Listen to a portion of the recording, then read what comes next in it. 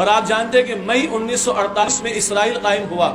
تنظیم اسلامی کے بانی معروف مدرس قرآن محترم ڈاکٹر اسرار احمد صاحب رحمۃ اللہ علیہ نے بڑا خوبصورت تجزیہ کیا۔ اللہ تعالیٰ نے جو بیماری زمین پر بھیجی اس کا علاج بھی بنایا ہے، اور عام طور پر علاج پہلے سے موجود ہوتا ہے، دریافت کرنا پڑتا ہے، بیماری بعد میں آتی۔ اللہ نے پاکستان کو پہلے قائم فرمایا ہے جو کہ علاج ہے اسرائیل کا۔ یہ بات کوئی جذباتیت میں نہیں کہی جا رہی، یہ لفاظی کی بنیاد پر نہیں کی جا رہی، یہ حقائق اور دلائل کی بنیاد پر کہی جا رہی۔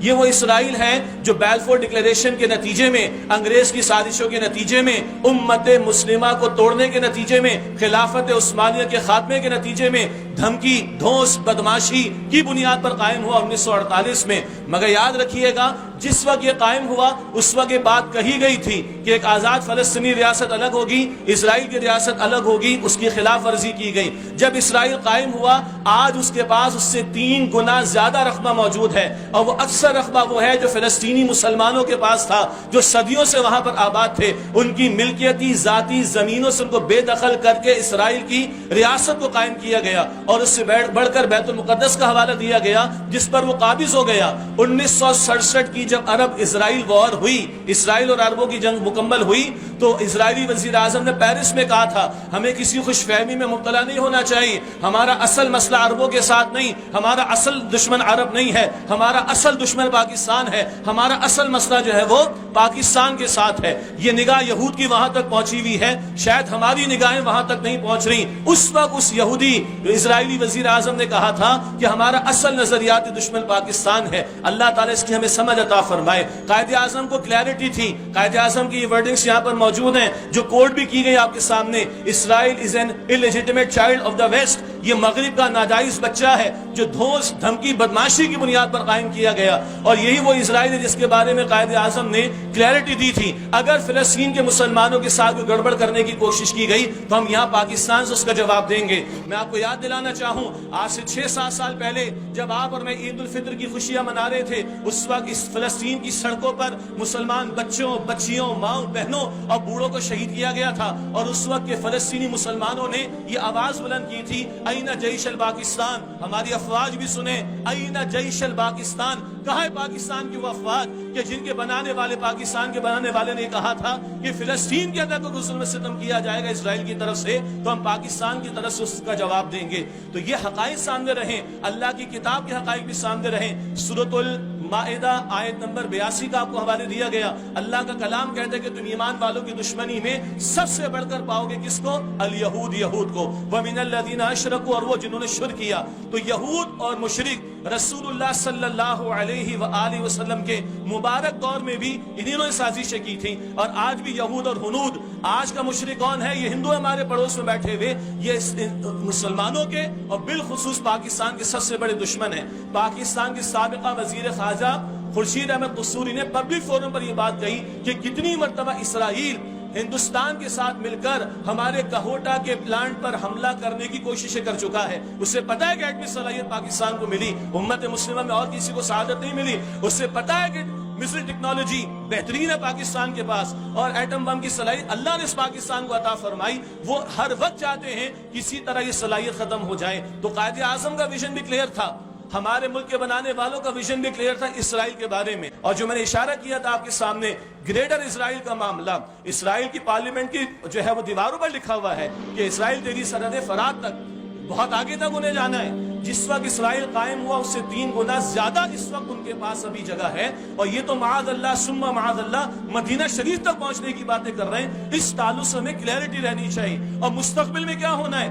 مستقبل میں تو اللہ کا دین غالب ہونا ہے۔ محمد مصطفیٰ صلی اللہ علیہ وسلم کو اللہ نے بھیجا، آیت کریمہ تلاوت کی گئی 3 مرتبہ قرآن حکیم میں ہے، سورہ الصف کی آیت نمبر 9 میں بھی ہے، لِيُظْهِرَهُ عَلَى الدِّينِ كُلِّهِ۔ رسول اللہ علیہ السلام کو اللہ نے اس مقصد کے لیے بھیجا کل زمین پر اللہ کا دین غالب اور قائم ہو جائے۔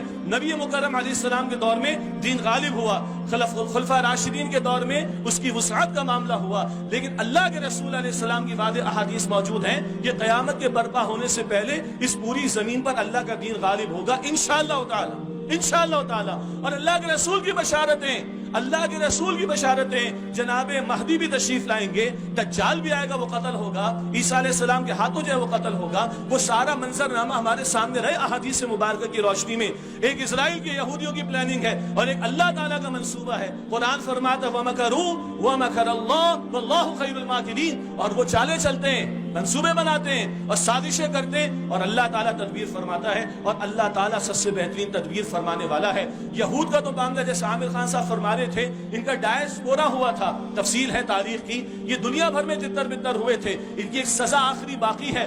معاذ اللہ، انہوں نے عیسیٰ علیہ السلام کو شہید کرنے کی ناپاک جسارت کی تھی، اللہ سبحانہ وتعالیٰ نے عیسیٰ علیہ السلام کو آسمانوں پر بلند فرما لیا تھا، اور پھر وہ دوبارہ تشریف لائیں گے اور اس قوم کو سزا دی جائے گی۔ یہ کبھی رشیا کے اندر، یورپ میں، امریکہ میں، ادھر ادھر۔ اب 1948 میں اسرائیل کی ریاست قائم ہو جانے کے بعد یہ سارے وہاں پر جمع ہو رہے ہیں، اللہ کا پلان آگے بڑھ رہا ہے، اللہ کا منصوبہ آگے بڑھ رہا ہے، یہ سارے ایک جگہ جمع ہونے، اور ان کا جو لیڈر ہوگا دجال، وہ آئے گا اور وہ دجال خدائی تک کے معاذ اللہ دعوے کرے گا، اور وہ عیسیٰ علیہ السلام کے ہاتھوں قتل ہوگا۔ لیکن عیسیٰ علیہ السلام کی نصرت کے لیے، جناب مہدی علیہ السلام کی نصرت کے لیے کہاں سے فوجیں چلیں گی؟ وہ اس علاقے سے، مشرق سے فوجیں چلیں گی۔ یہ محمد رسول اللہ علیہ السلام کی بشارات ہیں کہ اس علاقے سے، یہ مشرق کے علاقے سے وہ کالے جھنڈے لے کر چلیں گے اور وہاں تک پہنچیں گے جہاں تک اللہ تعالیٰ ان کو پہنچانا چاہے گا۔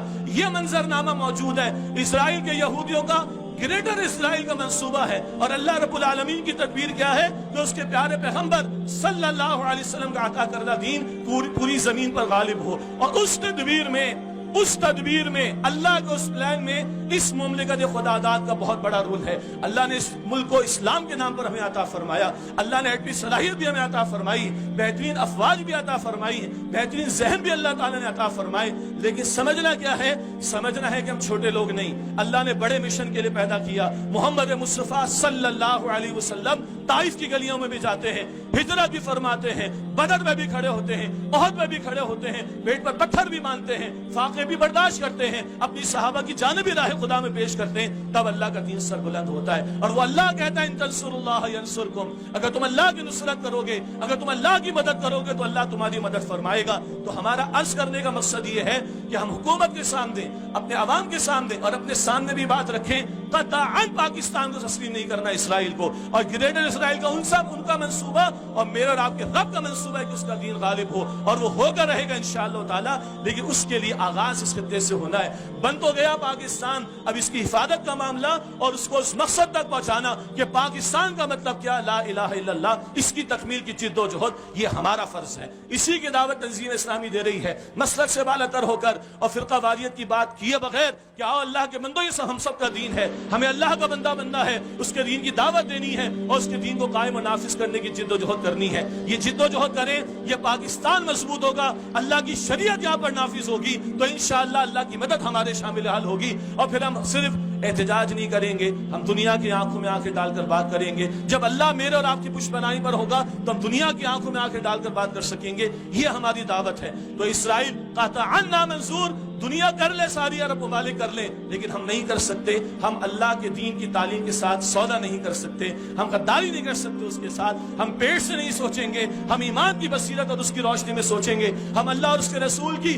عطا کردہ ہدایت کی بصیرت کی روشنی میں بات کریں گے، اور اللہ ہمیں توفیق دے کہ ہم ڈٹ کر کھڑے ہوں، اپنی ذات پر اللہ کے دین کو قائم و نافذ کریں، دین کی دعوت دوسروں تک پہنچائیں، اور اس زمین پر اللہ کے دین کو قائم و نافذ کرنے کی جد و جہد کریں، جس مقصد کے لیے اللہ نے اس امت میں مجھے اور آپ کو کھڑا کیا۔ اللہ تعالیٰ اس مملکت خدا داد کی بھی حفاظت فرمائے، ہم مسلمانوں کو جوڑ اور اتحاد عطا فرمائے، دین سے مخلص فرمائے، ہمارے دلوں کو، ہمارے عوام کے دلوں کو، ہمارے حکمرانوں کے دلوں کو، ہم سب کے دلوں کو اللہ ہدایت کی طرف پھیرے، استقامت عطا فرمائے۔ تو پھر وہ فلسطین کے مسلمان کی جو پکار لگتی، این جیش الپاکستان، کہاں ہے پاکستان کی افواج، پھر وہ پکار نہیں لگے گی، پھر یہاں سے جواب دے گا نحن معکم، ہم تمہارے ساتھ ہیں۔ اللہ تعالی ہم سب کو اس کی توفیق عطا فرمائے۔ وآخر دعوانا ان الحمدللہ رب العالمین۔ دین کی بات پھیلانا صدقہ جاریہ ہے، ثواب کی نیت سے ویڈیو کو شیئر ضرور کیجیے۔ جزاک اللہ۔